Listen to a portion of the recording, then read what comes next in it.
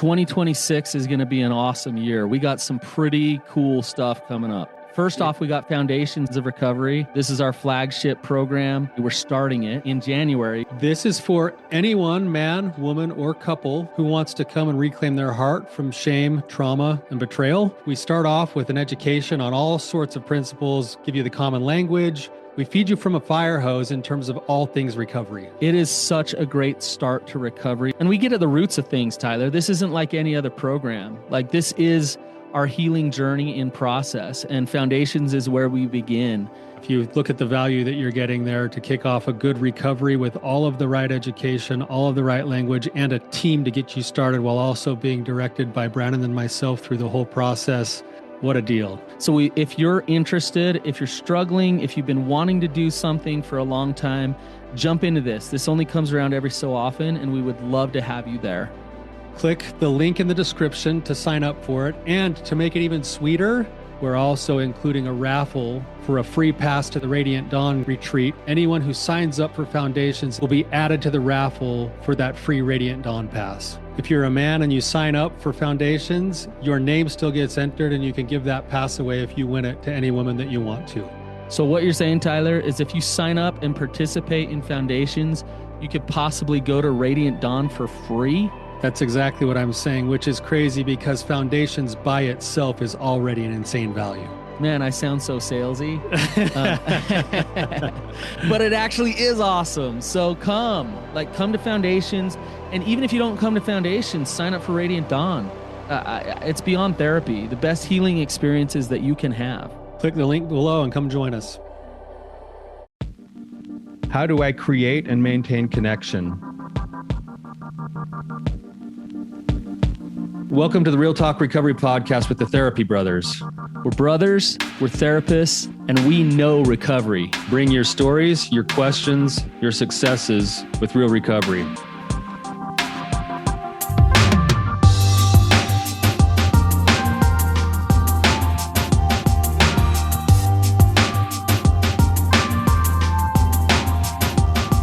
What's going on, you guys?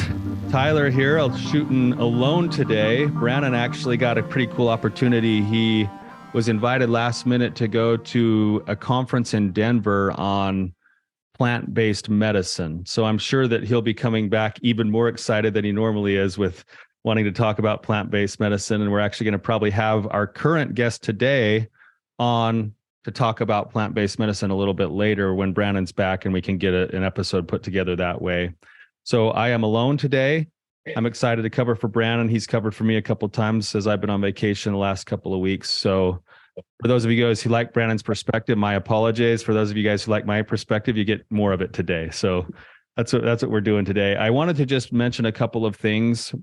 We talked about it a couple of episodes ago, but we now have the Rising Sun Retreat webpage live. We've already sold out half of the tickets, which has been a lot faster than the last one. So I know that this one's going to sell out. If you're interested, risingsun.org, and sun is spelled S-O-N. Go check it out. There's plenty of videos, testimonials. It'll kind of explain what you're getting yourself into a little bit. But if you're a man who's sort of in the process of wanting to take your recovery to a deeper level emotionally, to kind of sink it into your heart a little bit more than just being in your head, this is the kind of event that's designed to do that for you. So give it a look, risingsun.org.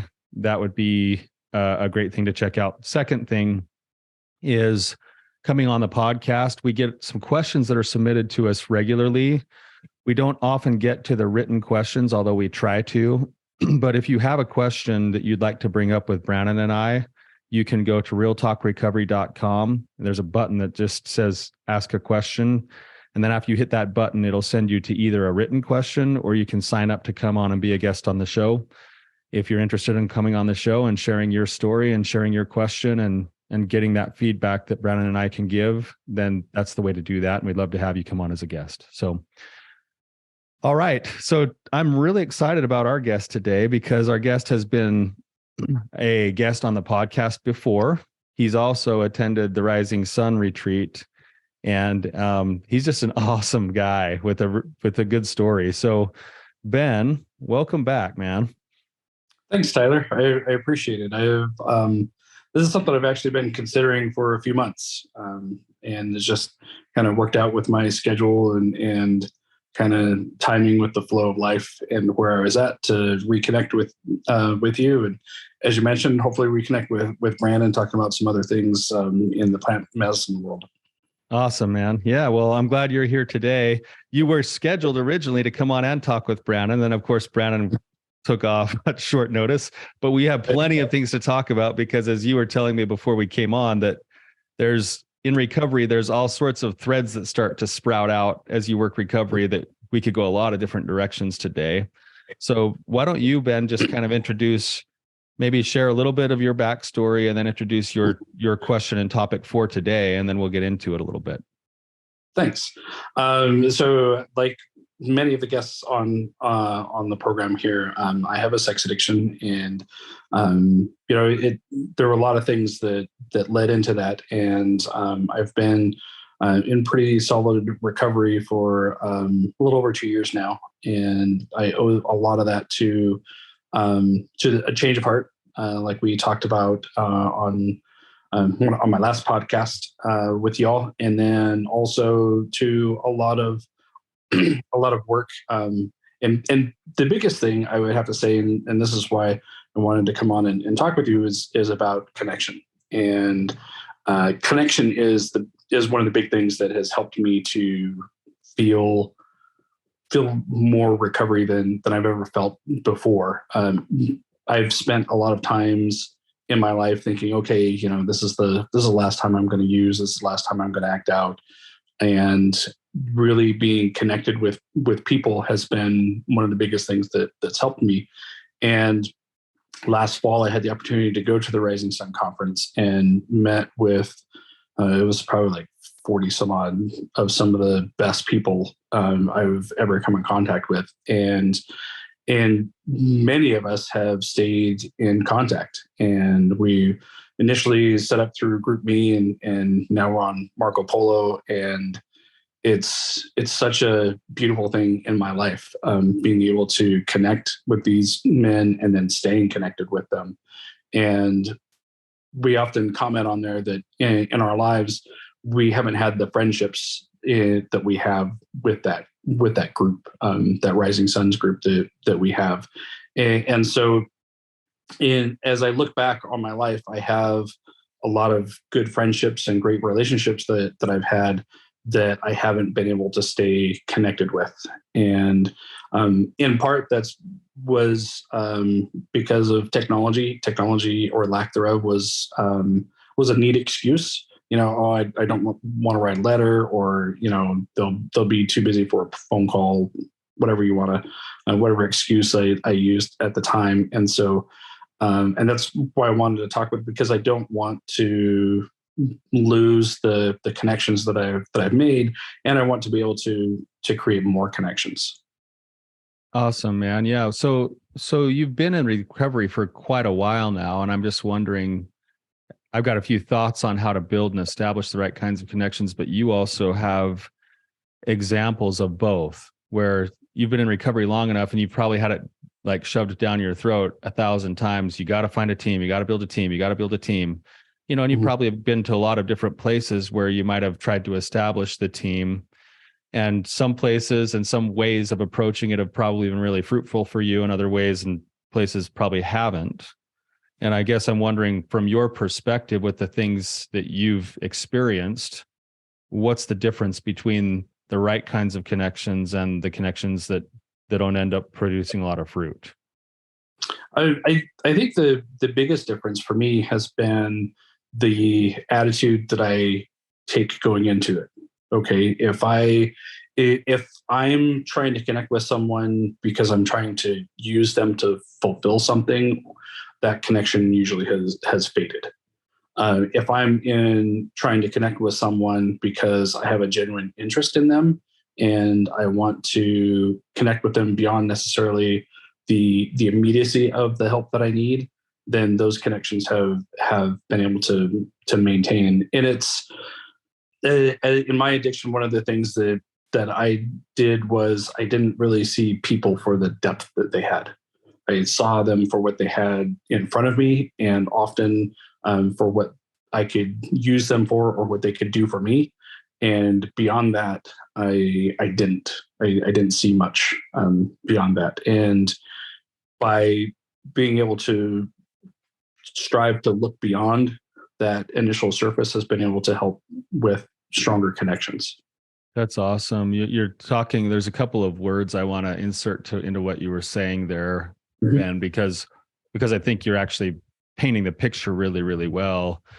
If we look at, let's say, sex addiction and the way that you're trying to climb out of recovery, one of the kind of co-occurring markings of a sex addiction is that I begin to see people as objects. And what we mean by that is they're no longer, we take the humanity out of them and we look at them as something that we can use or consume, right? So in essence, what I hear you saying is that I was looking at my relationships, not just like other women, but all relationships were now being seen from a lens of what I could consume, what I could harvest out of the relationship, rather than what I might be able to come and actually wholeheartedly engage in and offer in a reciprocal kind of a way. And as you've grown in your recovery, it sounds like you've started to really value the reciprocal part of a relationship rather than just the consumer part of the relationship. That is absolutely true. When I think back some of my early attempts at connecting with people, they fizzled out because I was still trying to consume those people. And I think of one person in particular that I was like, okay, I need to have like non-addict friends. And I tried to connect with this person. And when we were together, things got along really well. However, I was trying to, I kind of look at it as I was trying to use that relationship to feel more normal. And I've subsequently learned that addicts in recovery are some of the coolest people, and like we're pretty abnormal, and it's a cool abnormal. Explain the coolness. Explain the abnormality and why it's cool, Ben. Okay, sure. So abnormal in that it's okay for us to talk about our feelings. It's okay for us to be real with one another, and it's okay for us sometimes to show up poorly, and that doesn't change the relationship, the connection. So how I see other people is, I think of, and I'm probably going to mess this up, but I think of the Buddhist way of looking at how people are interacting. An example that I heard was, if someone threw a rock at my head, instead of getting all angry with that person, it's questioning, okay, well, why did they do that? What's going on in their life? What's that? And having that attitude towards other people has helped me to connect on a variety of different levels. In my addiction, I wasn't connecting with people. I was kind of in the vicinity of people, and now I connect with people, and I try to. One of the things that a habit that I've picked up, particularly lately, is when I'm meeting someone new, I try to find something about them that's unique and that I feel that they feel is important to them, and I compliment them on it, and I ask questions about it, and I show an interest in them. And I do it in part because it helps me to feel good. I feel good inside when I'm connected to people and showing them that they have value.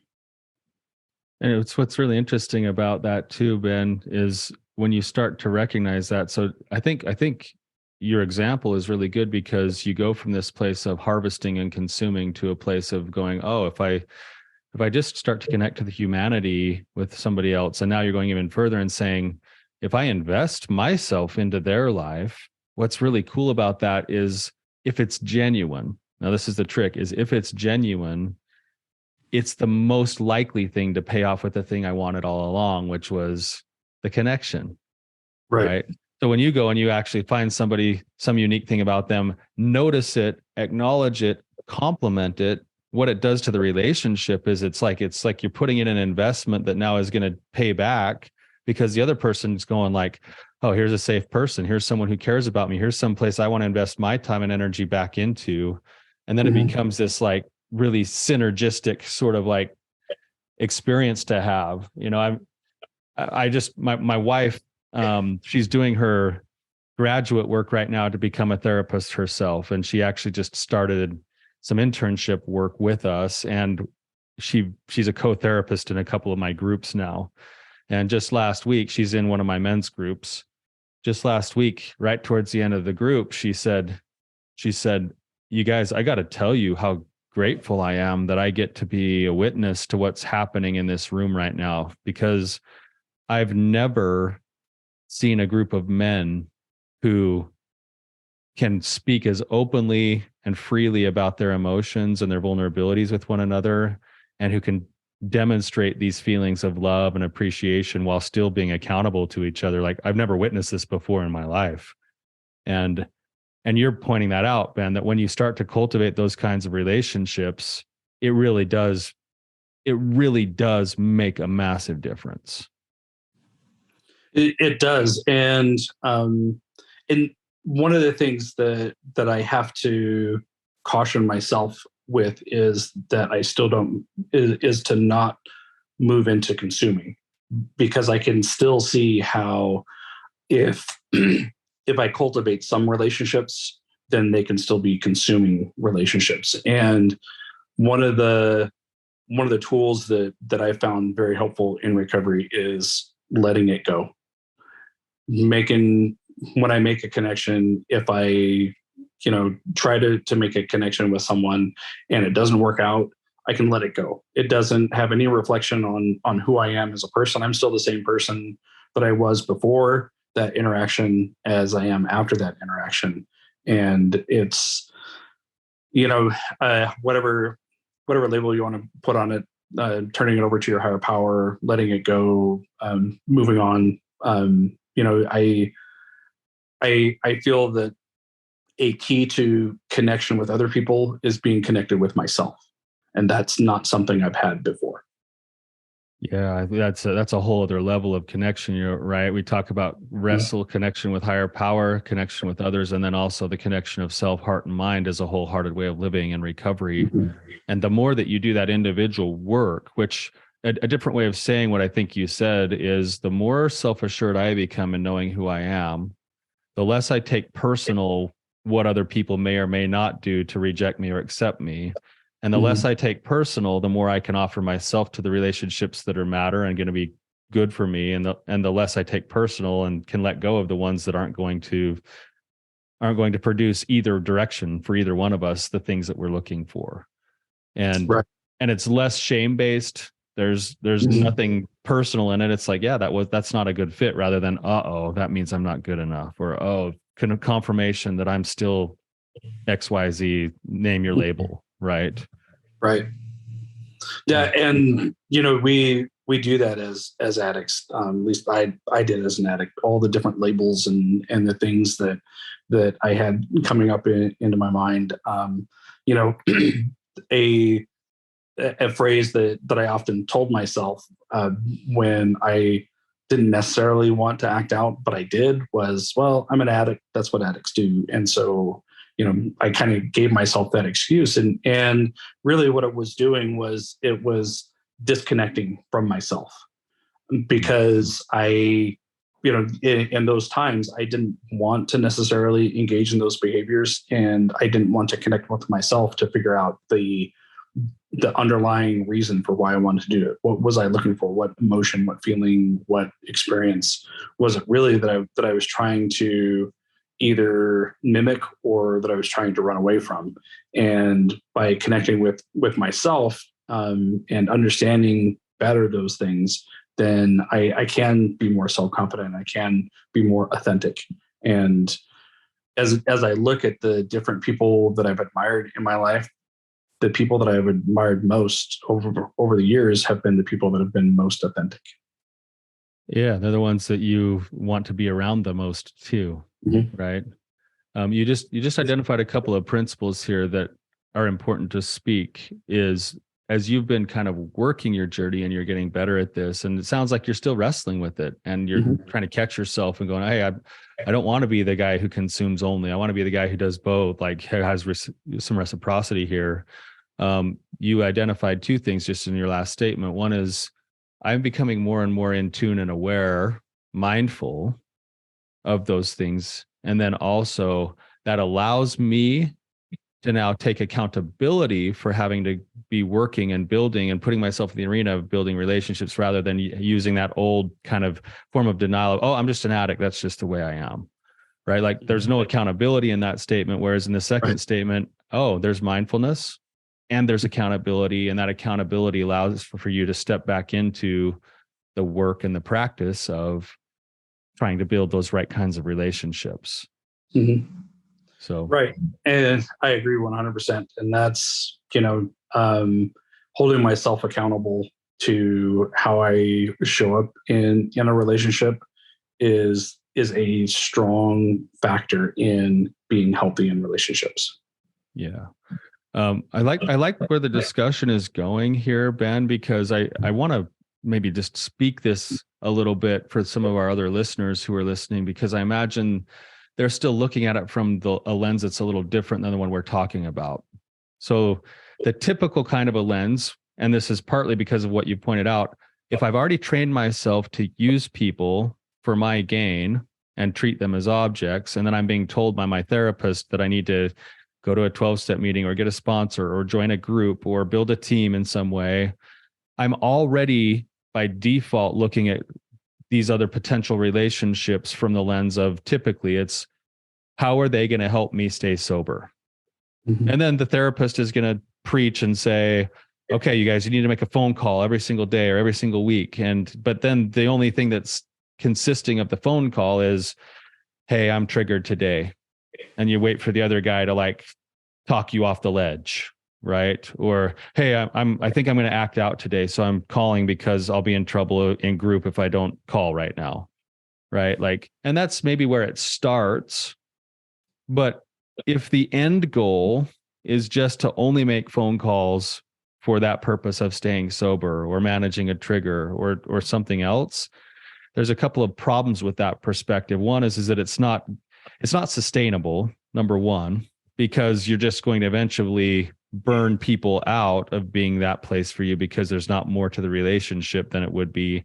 And it's counterintuitive because if I don't have a relationship with somebody that's actually a relationship with them, what incentive do I have to actually call them and get help from them? Mm-hmm.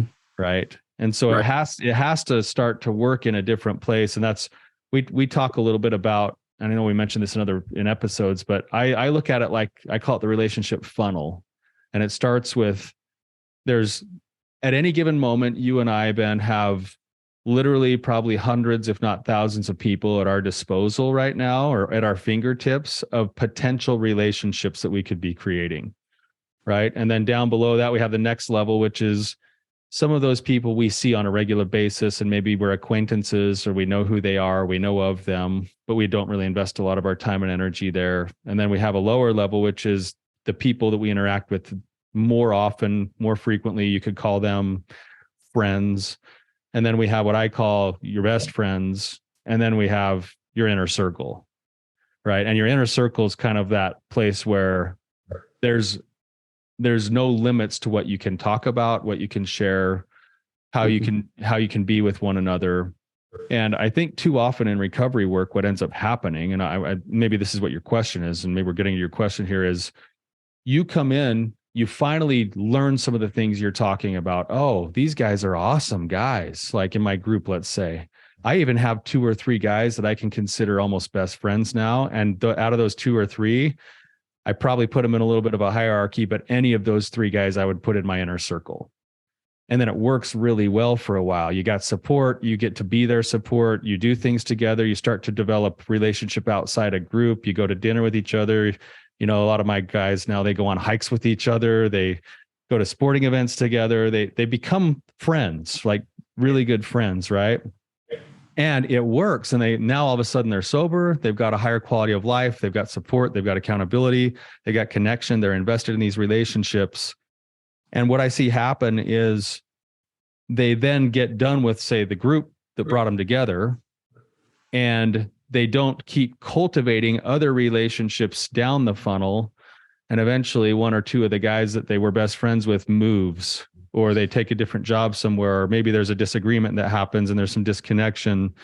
And because the rest of the funnel hasn't been developed, they're left back in that empty space again.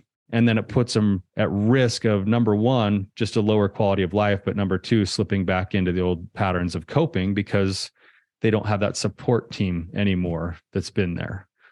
Does that make sense to you, Ben? It does. And I agree wholeheartedly. That's one of the things that I've noticed is that I have a couple of people here locally that I'm pretty close with and don't necessarily hang out with. And I'm super close with the guys from Rising Suns.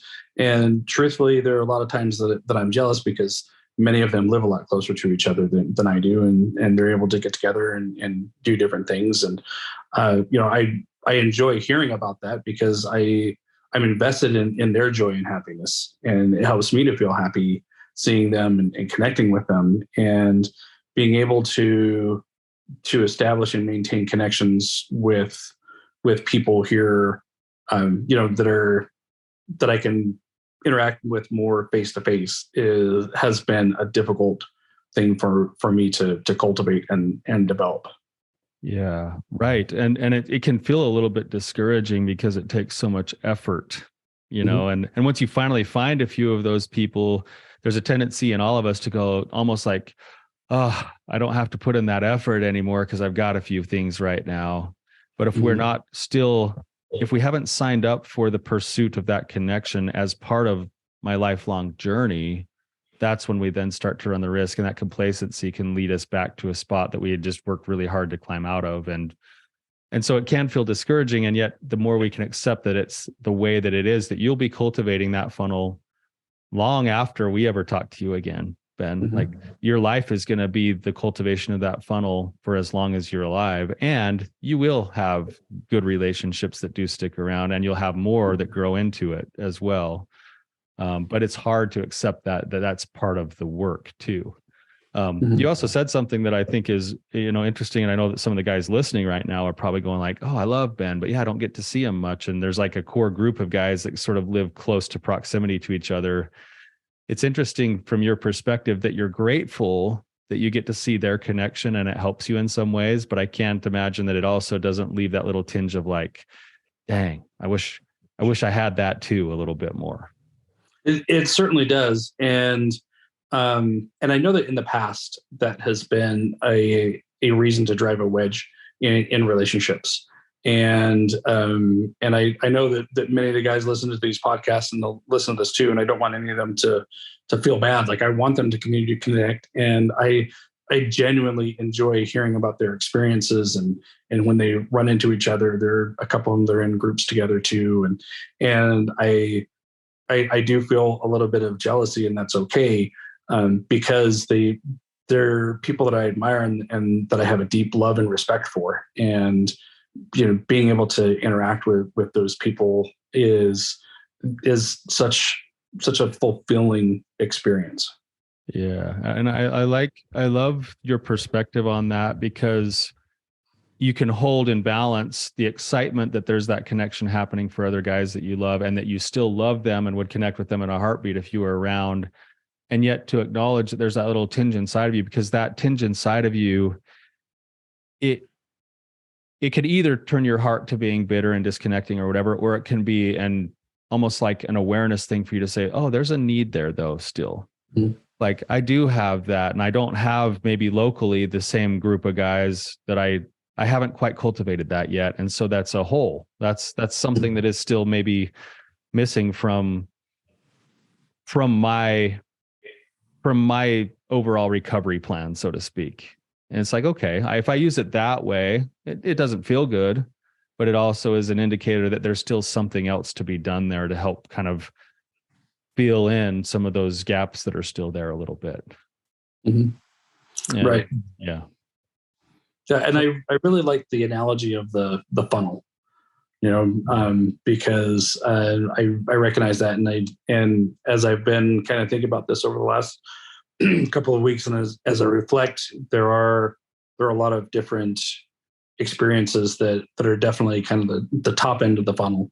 And it's better understanding how to move to the next stage of the funnel. Yeah. Let's talk about that a little bit, Ben. What are some of the things that maybe help people? And the funnel works two ways, right? There's certain people that are maybe down at the lower levels that actually aren't trustworthy enough or like committed enough. And they demand my time and my attention, but they're not really the right kinds of people to have. And I kind of need to move them to different layers of the funnel upward as I'm bringing in other people downward. And that's going to be a constant sort of movement and flow, right?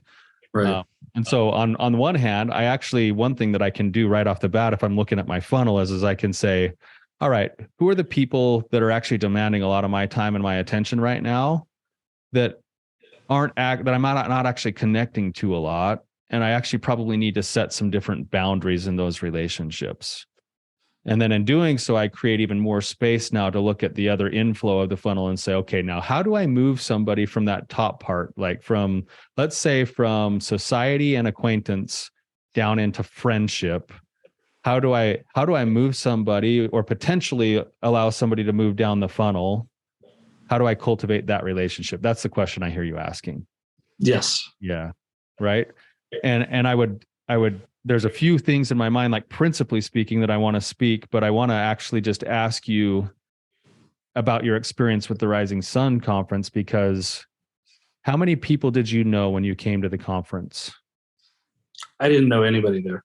You didn't know a single person there. Mm-mm. And you spent a Thursday night into a Sunday morning at that conference. And now you're saying that there are actually guys that are closer to you than many other people in your life that you still maintain contact with the better part of a year later. Mm-hmm.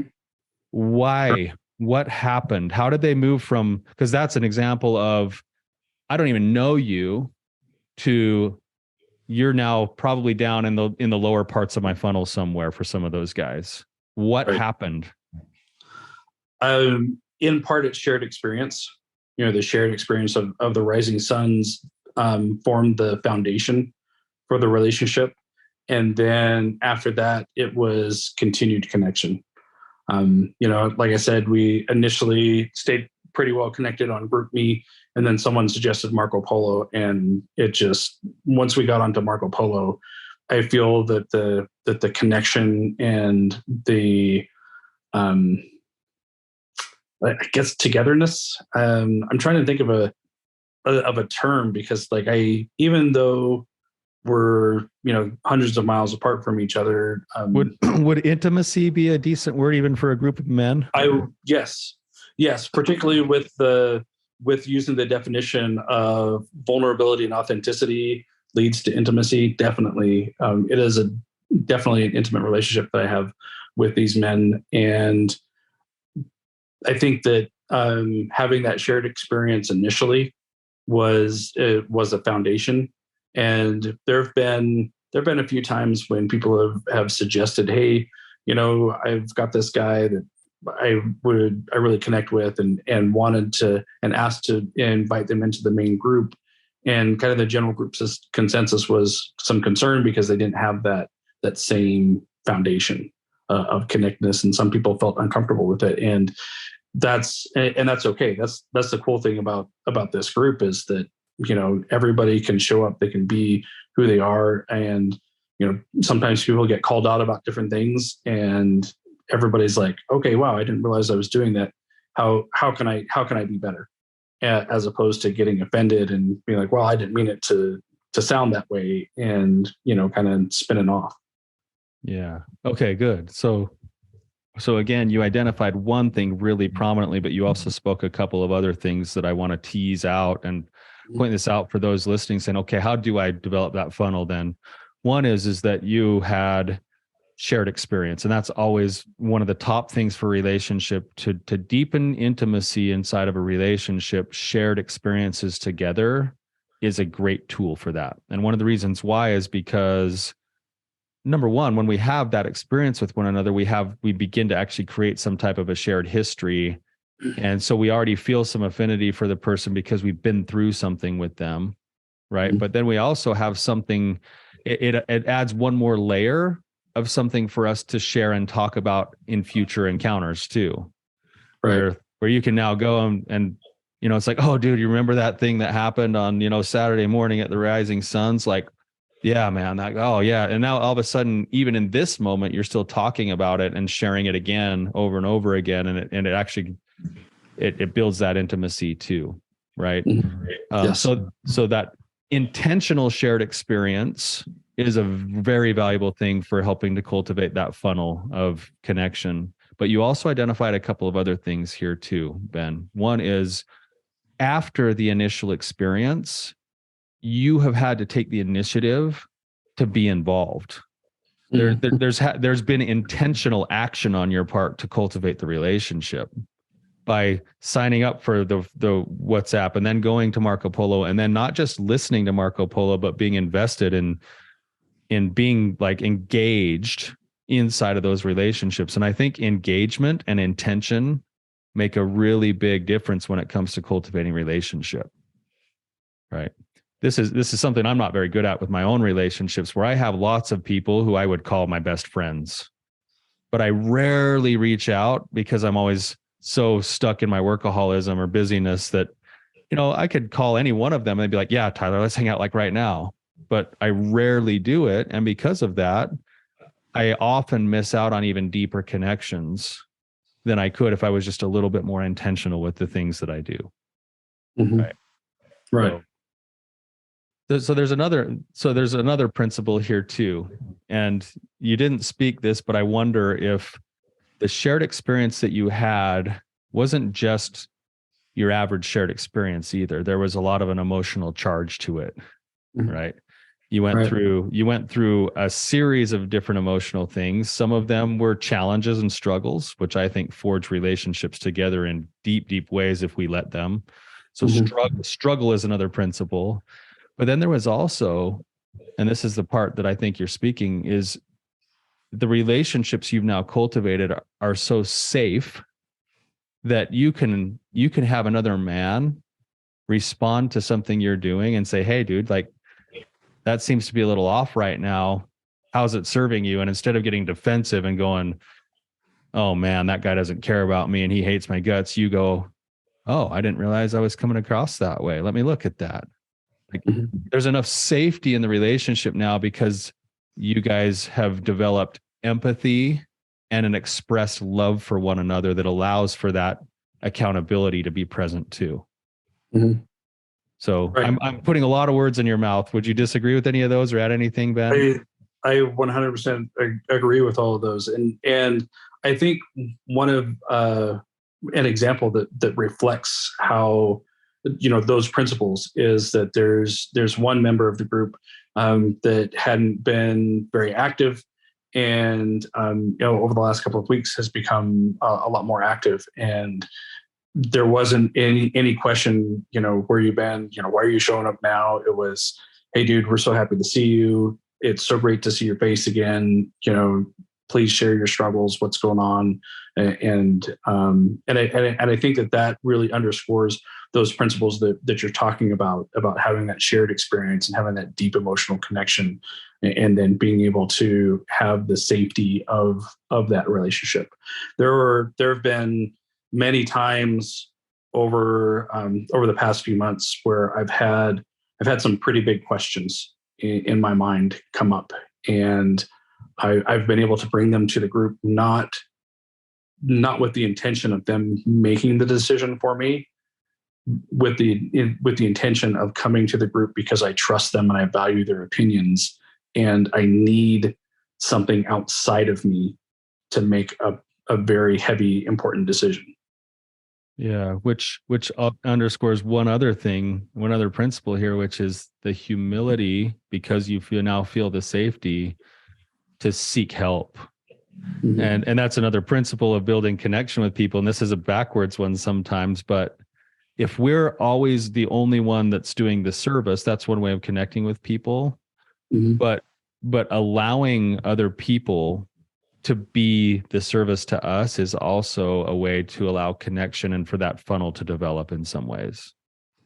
Right. In fact, sometimes being the person to receive the gift that's offered us in the form of whatever it is, advice or time or energy, as long as we don't get sucked into our own shame, the other person leaves going like, oh man, I love that person so much more. Right. And for you to seek that and be open to that is a sign of kind of the work that you've done too, because any person who's got an addiction is used to being an island. They don't want to seek help. They don't want to let anybody see their weaknesses or their vulnerabilities. And so it's kind of a testament to the work that you've done on yourself, that you now have spaces in your life where you allow yourself to be vulnerable enough to be seen in those ways and to be supported in those ways. 100%. And I remember specifically an instance where I had a pretty big decision related to my employment that I was working through. And I remember sitting there thinking about it and just kind of wrestling with myself about it and wrestling with my higher power and trying to decide, what it is. And I had this realization come over me, and it literally brought me to tears because I realized I don't have to make this decision on my own. I have a trusted group of people that I can bring this decision to, and I can listen to their thoughts and their opinions. And it was such a peaceful, connecting experience. That's awesome. What a great example of what you're describing there, and the fact that you could emotionally recognize how important it was to have that and go, oh, I'm not on my own anymore. Like, oh, I'm not out in that desolate, isolated wilderness by myself anymore. And it feels so good to have that. So in the few minutes that we have left, I want to come back to like your real life now, Ben, because your question was, okay, so I asked about the Rising Sun retreat because I know you experienced some deep connection and you put a bunch of total strangers all the way through the funnel. And we've teased out now these principles. So we have going through struggle together. We have shared experience. We have intentional cultivation of the relationship.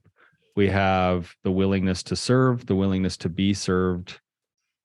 Is there anything else that needs to be added to that list? I think that's a really good list. And I think if I had to add one more principle, I think it would be courage, because it's difficult to put yourself out there.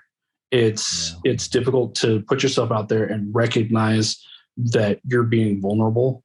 And so I think having the courage to take that next step. And for me, the courage comes from knowing myself and knowing the principle that simply because I exist, I am enough for whatever experience that I have. I am enough to handle the positive. I am enough to handle the negative. I'm enough to handle the neutral. And I still need that courage to step forward and move that relationship to the next level of the funnel.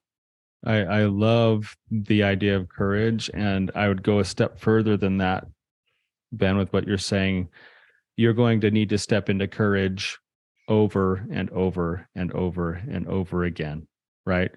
For those of our listeners, maybe you're going to a 12-step meeting right now and you're hearing this, and maybe you're hearing, oh man, I need to not only go to 12-step, but I need to be curious about the lives of a couple of these guys. And I need to maybe have the courage to invite a couple of them to, go out to dinner afterwards and get to know them a little bit. And maybe I do that and it doesn't plan out, and none of those people move down my funnel.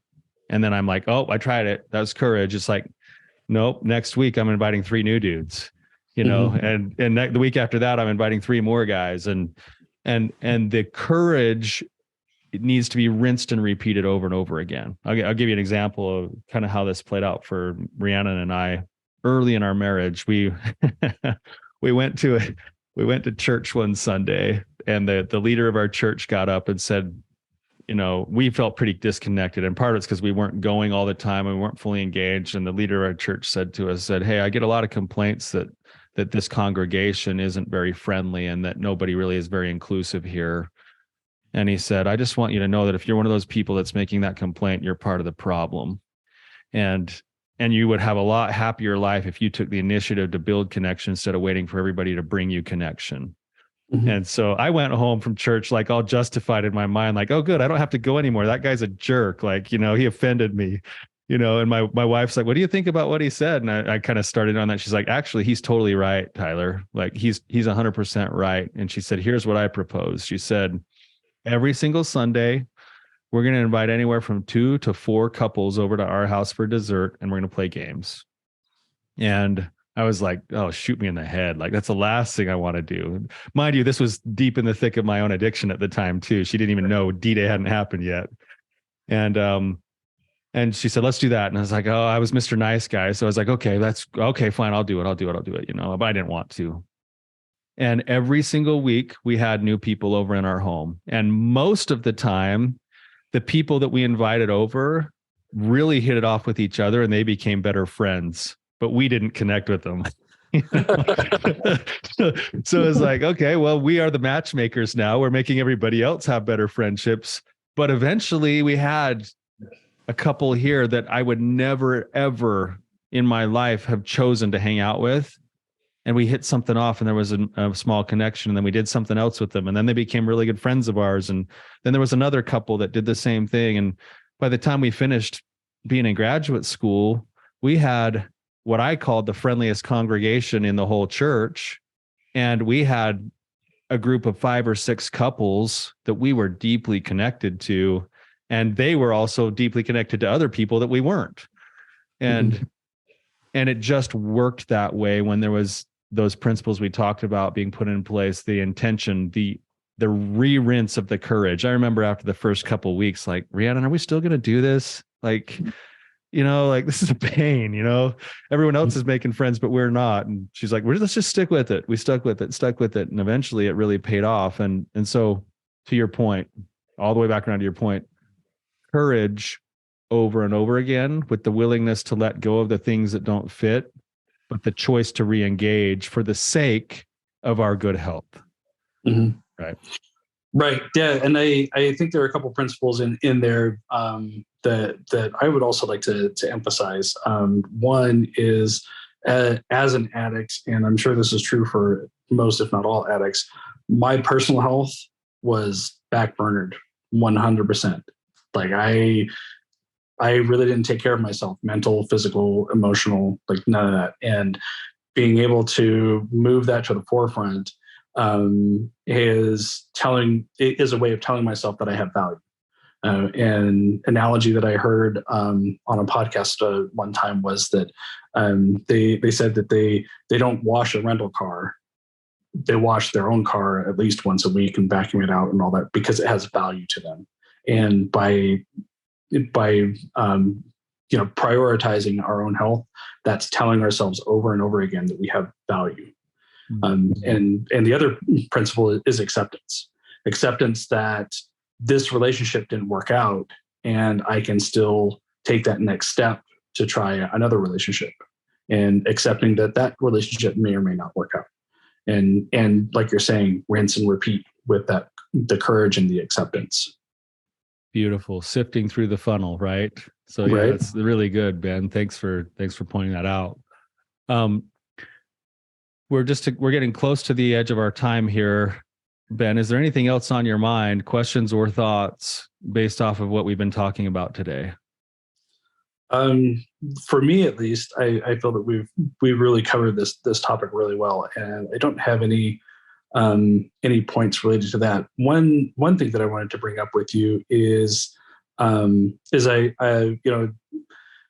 as you well know, it's time for sign up for Rising Suns again, and I truthfully am hesitant to sign up again for a couple of reasons. One is I don't think that I can repeat the success that I had in making the relationships that I have, and I don't think I have the energy to be that deeply connected with another serious group of people. But I think that's a really good concern to have, because it was the perfect experience for me that I needed at that time and that I still need in my life. And I wonder, I know that you and Brandon have talked a lot about how much you enjoy the retreats and how fulfilling they are. And I recognize that there are a lot of work behind the scenes.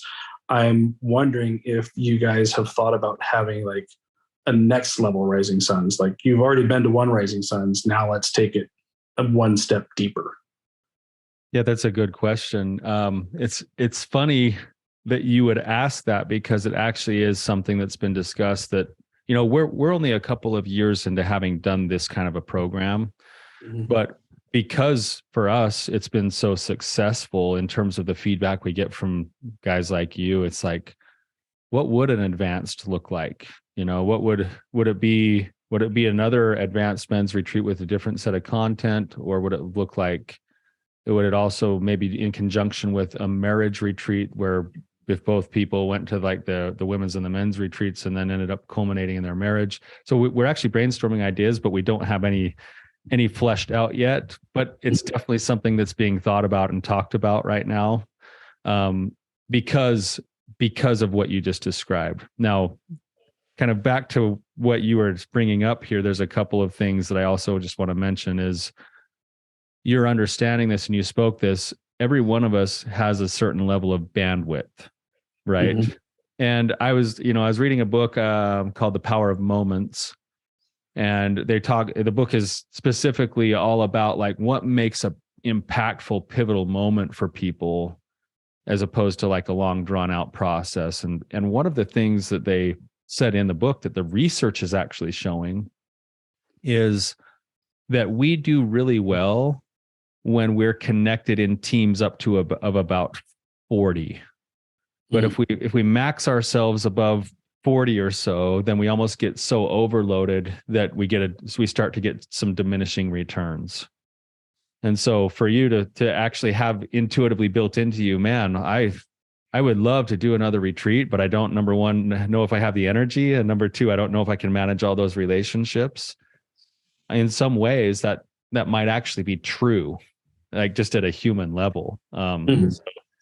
So the other thing about coming again, and this is what's cool, is you could contact a few of the guys that came to it last time that had been before and ask them what their experience was with it.